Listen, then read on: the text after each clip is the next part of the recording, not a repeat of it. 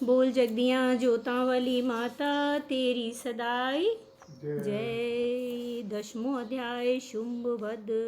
मैं मस्तक पर अर्धचंद्र धारण करने वाली शिव शक्ति स्वरूपा भगवती कामेश्वरी का हृदय में चिंतन करता हूँ। वे तपाए हुए स्वर्ण के समान सुंदर हैं। सूर्य, चंद्रमा और अग्नि ये ही उनके 3 नेत्र हैं तथा वे अपने मनोहर हाथों में धनुष, बाण, अंकुश, पाश और शूल धारण किए हुए हैं। ऋषि कहते हैं, राजन, अपने प्राणों के समान प्यारे भाई निशुंभ को मारा गया देख तथा सारी सेना का संहार होता जान शुंभ ने कुपित होकर कहा, दुष्ट दुर्गे, तू बल के अभिमान में आकर झूठ मूठ का घमंड न दिखा।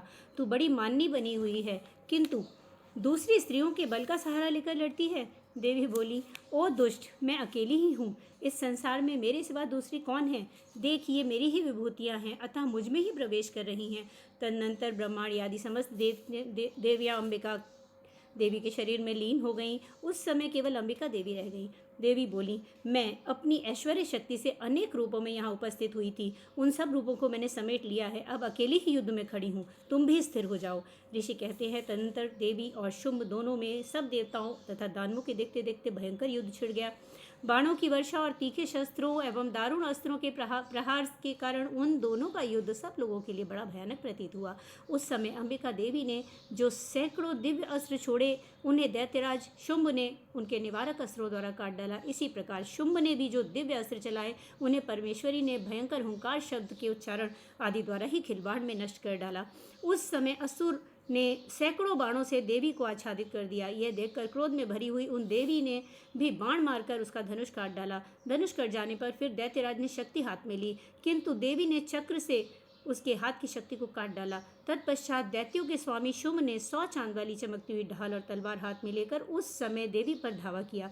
उसके आते ही चंडिका ने अपने धनुष से छोड़े हुए तीखे बाणों द्वारा उसकी सूर्य किरणों के समान उज्जवल ढाल और तलवार को तुरंत काट दिया। फिर उस दैत्य के घोड़े और सारथी मारे गए। धनुष तो पहले ही कट चुका था। अब उसने अंबिका को मारने के लिए उद्यत हो भयंकर मुद्गर हाथ में लिया। उसे आते देख देवी ने अपने तीक्ष्ण बाणों से उसका मुद्गर भी काट डाला। तिस पर भी वह असुर मुक्का तान कर बड़े वेग से देवी की ओर झपटा। उस दैत्यराज ने देवी की छाती में मुक्का मारा। तब उस देवी ने भी उसकी छाती में एक चांटा जड़ दिया। देवी का थप्पड़ खाकर दैत्यराज शुंभ पृथ्वी पर गिर पड़ा, किंतु पुनः सहसा पूर्वत उठ खड़ा हुआ। फिर वह उछला और देवी को ऊपर ले जाकर आकाश में खड़ा हो गया। तब चंडिका आकाश में बिना किसी आधार के ही शुंभ के साथ युद्ध करने लगी। उस समय दैत्य और चंडिका आकाश में एक दूसरे से लड़ने लगे। उनका यह युद्ध पहले सिद्ध और मुनियों को विस्मय में डालने वाला हुआ। फिर अंबिका ने शुंभ के साथ बहुत देर तक युद्ध करने के पश्चात उसे उठाकर घुमाया और पृथ्वी पर पटक दिया। पटके जाने पर पृथ्वी पर आने के बाद वह दुष्टात्मा दैत्य पुनः चंडिका का वध करने के लिए उनकी ओर बड़े वेग से दौड़ा। तब समस्त दैत्यों के राजा शुंभ ने अपनी ओर आते देख देवी ने शुंभ को अपनी ओर आते देख देवी ने त्रिशूल से उसकी छाती छेद कर उसे पृथ्वी पर गिरा दिया। देवी के शूल की धार से घायल होने पर उसके प्राण पखेरु उड़ गए और वह समुद्रों, द्वीपों तथा पर्वतों सहित समूची पृथ्वी को कंपाता हुआ पृथ्वी पर गिर पड़ा।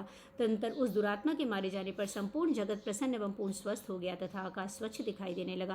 पहले जो उल्कापात होते थे वे सब शांत हो गए तथा उस दैत्य के मारे जाने पर नदियां भी ठीक मार्ग से बहने लगीं। उस समय शुंभ की मृत्यु के पश्चात समुद्र देवताओं का हृदय हर्ष से भर गया।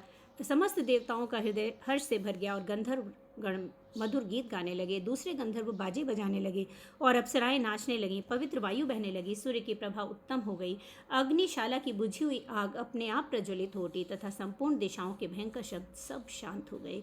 इति श्री मार्कंडेय पुराणे सारणिक मन्वंतरे देवी महात्म्ये शुंभवधू नाम 10वां अध्याय। बोल जगदियाँ जोतां वाली माता तेरी सदाई जय।